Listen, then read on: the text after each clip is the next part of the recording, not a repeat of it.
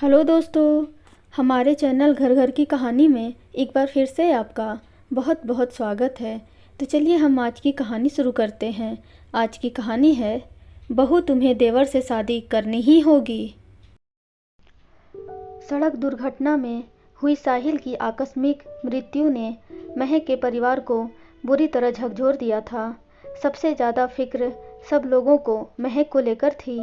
BA की परीक्षा के तुरंत बाद महक की सास ने महक को एक शादी में देखकर अपने बेटे के लिए पसंद कर लिया था और शादी के लिए जल्दी मचा दी थी।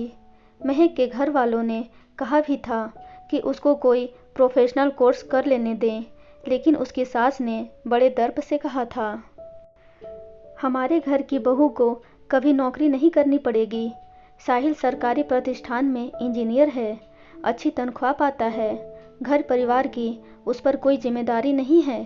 वकील बाप ने बढ़िया कोठी बनवा ही दी है। इतना कैश भी छोड़ ही जाएंगे कि दोनों बेटे अपने बच्चों को अच्छा भविष्य दे सकें। उनकी बात गलत भी नहीं थी। महक साहिल के साथ बहुत खुश थी। पैसे की तो खैर कमी थी ही नहीं, लेकिन शादी के 7 साल के बाद ही साहिल उसे 2 बच्चों के साथ यूं छोड़कर चला जाएगा, यह किसी ने नहीं सोचा था। वैसे महक के सास ससुर का व्यवहार उसके साथ बहुत स्नेहपूर्ण और संवेदनशील था। महक के भाई और पिता आश्वस्त थे कि उसका देवर और सास ससुर उसका और बच्चों का पूरा ख्याल रखेंगे, मगर महक की चाची का कहना था कि यह सब मुंह देखी बातें हैं, हम लोगों को अभी सब बातें साफ कर लेनी चाहिए। और उठावनी होते ही उन्होंने महक की माँ से कहा कि वह उसकी सास से पूछें कि महक अब कहाँ रहेगी। हमारे साथ इंदौर में रहेगी। बच्चों की छुट्टियों में आप लोगों के पास फरीदाबाद आ जाया करेगी।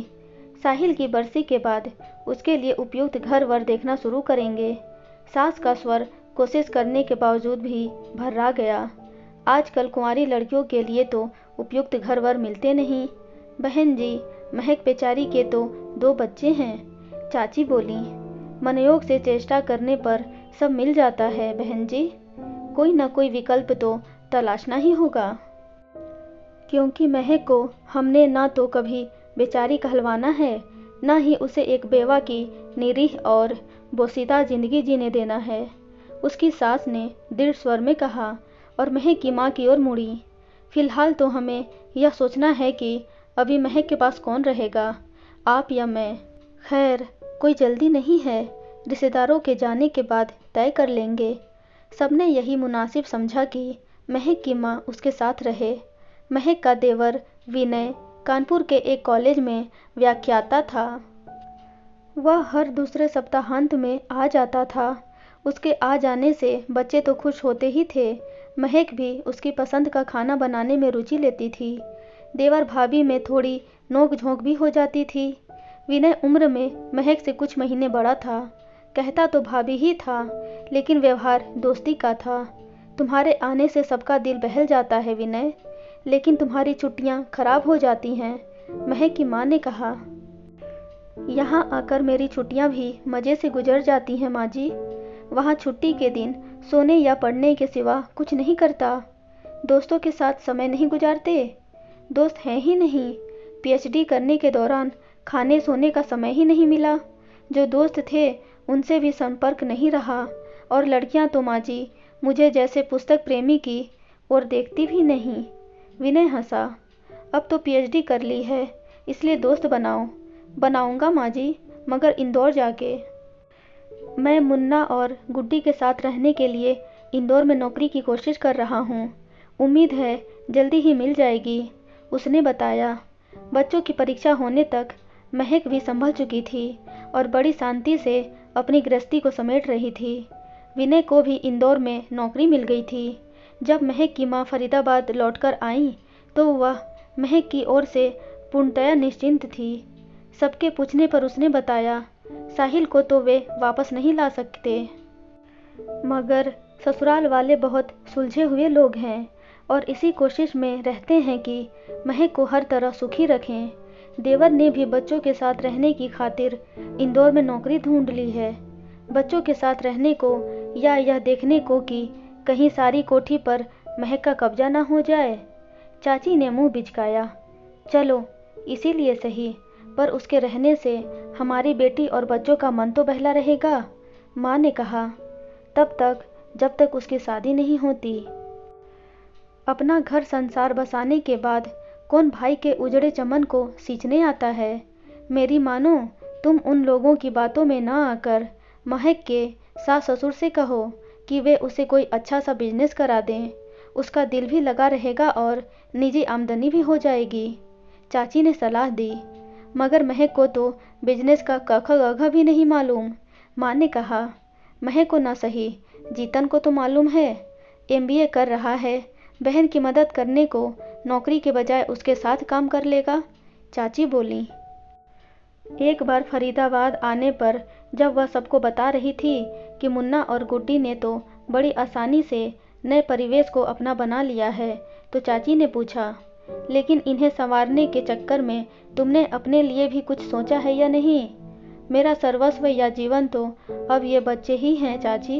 इनका भविष्य संवारने के अलावा मुझे और क्या सोचना है? इससे पहले कि चाची कुछ और बोलती, बच्चों ने आकर कहा कि यहाँ हमारा दिल नहीं लग रहा। चाचा के साथ छुट्टी के रोज़ सुबह घुड़सवारी करने जाते हैं और टेनिस तो रोज़ ही शाम को खेलते हैं। हमने चाचा को भी फ़ोन किया था, उनका भी दिल नहीं लग रहा है। कहते थे मम्मी से पूछ लो, अगर वे कहती हैं तो मैं अभी लेने आ जाता हूँ। आप क्या कहती हैं मम्मी? तुम्हें और तुम्हारे चाचा को उदास तो कर नहीं सकती, इसीलिए चलो, ड्राइवर से कहो हमें छोड़ आएगा। अपने चाचा के आने से बच्चे बहुत खुश हुए। बाप की कमी महसूस नहीं होने देता बच्चों को। सबके जाने के बाद महक के पिता ने कहा, जब तक अपनी शादी नहीं हो जाती भाई साहब, हमें विनय की शादी अपने परिवार की लड़की से करवानी चाहिए, ताकि अगर वह महक को कुछ तकलीफ दे तो हम उसकी लगाम तो कस सकें, चाची बोली। मगर अपने परिवार में लड़कियां हैं ही कहाँ? मेरे पीहर में हैं, मैं देखती हूँ, चाची ने बड़े इत्मीनान से कहा। साहिल की बरसी के कुछ दिन बाद ही चाची अपनी भांजी का रिश्ता विनय के लिए लेकर महक के ससुराल पहुंच गई। अब घर में कुछ खुशी भी आनी चाहिए। जरूर आएगी बहन जी, लेकिन पहले महक की ज़िंदगी में, महक की सास ने कहा। उसे व्यवस्थित करने के बाद ही हम विनय के बारे में सोचेंगे। व्यवस्थित करने वाली बात आप सही कह रही हैं। महक को कोई बिजनेस करा दीजिए।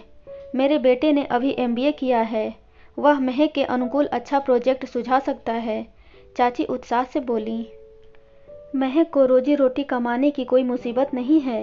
साहिल ही उसके लिए बहुत कुछ छोड़ गया है और ससुर भी बहुत कमा रहे हैं, लेकिन जीने के लिए पैसा ही सब कुछ नहीं होता। मैंने पहले भी कहा था कि हम लोग हमारी बहू को बेवा की बोसीदा ज़िंदगी ज़्यादा दिन तक नहीं जीने देंगे। आप लोगों को उसकी फिक्र करने की कोई ज़रूरत नहीं है। ना चाहते हुए भी महक की सास का स्वर तल्ख हो गया था, मगर महक ने तो बच्चों को अपना सर्वस्व बना लिया है। वह उनकी जिम्मेदारी किसी अनजान आदमी से बांटने या शादी करने को तैयार नहीं होगी। महक की सास कुछ सोचने लगी। कहती तो आप सही हैं, फिर भी महक को अब मैं ज़्यादा रोज़ तक उदास या सादे लिबास में नहीं देख सकती। कोई न कोई विकल्प तो खोजना ही होगा, उसने दृढ़ स्वर में कहा। चाची ने उसकी ओर देखा। हमेशा ठसके से सजी संवरी रहने वाली महक की सास सादी सी शिफॉन की साड़ी पहने थीं।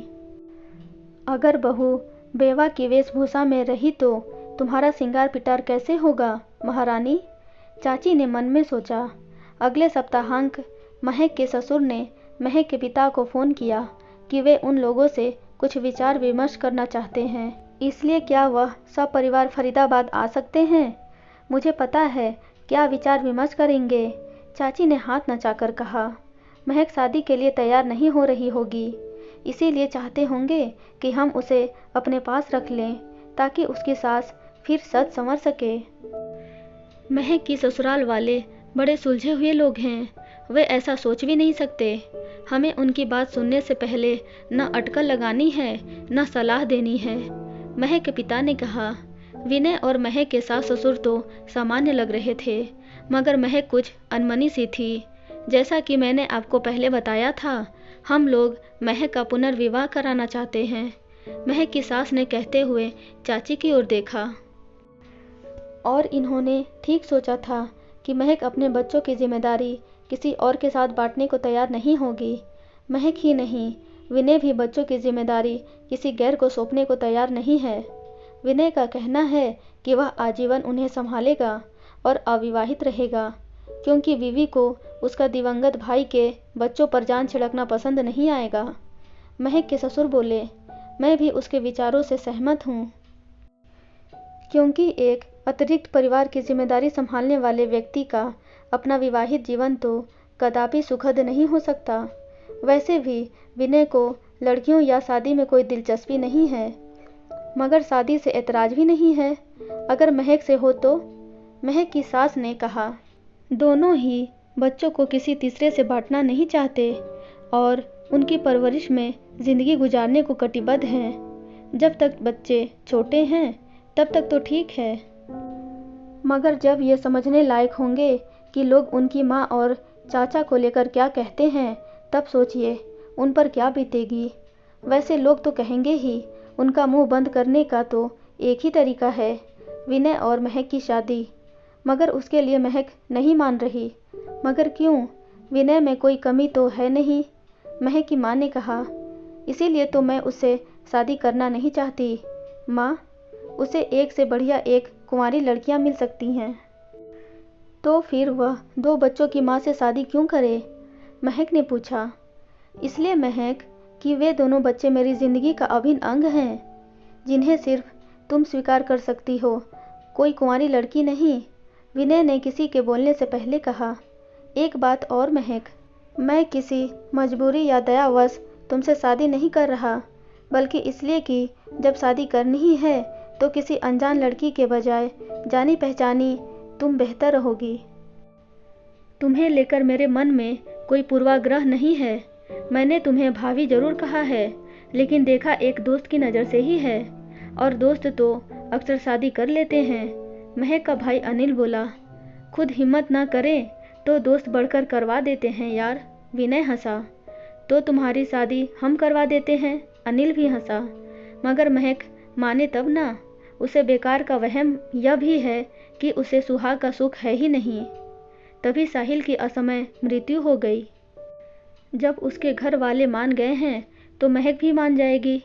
महक के ससुर बोले, उसकी यह शंका कि दूसरी शादी करके वह साहिल की यादों के साथ बेवफाई कर रही है, मैं दूर कर देता हूँ।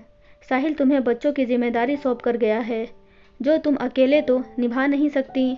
हम तुम्हारा पुनर्विवाह कराना तो चाहते थे, लेकिन साथ ही यह सोचकर भी विह्वल हो जाते थे कि किसी अनजान आदमी को अपने साहिल की निशानियां कैसे सौंपेंगे। लेकिन विनय के साथ ऐसी कोई परेशानी नहीं है। दूसरे, साहिल की जितनी आयु थी वह उतनी जीकर मरा है। विनय की जितनी आयु है वह तुमसे शादी करे या ना करे उतनी ही जिएगा। और कोई शंका या ऐतराज? नहीं पापा जी, महक ने सिर झुकाकर कहा, लेकिन उसके रिक्तिम होते गाल बहुत कुछ कह गए। आप ठीक कहते थे भाई साहब, महक के ससुराल वाले बहुत सुलझे हुए लोग हैं। चाची के स्वर में अपनी हार के बावजूद भी उल्लास था। दोस्तों, आपको ये कहानी कैसी लगी प्लीज़ कमेंट में ज़रूर बताएं, और ऐसे ही रोचक कहानियाँ पढ़ने और सुनने के लिए हमारे चैनल घर घर की कहानी को लाइक, शेयर एंड सब्सक्राइब ज़रूर करें। Thank you.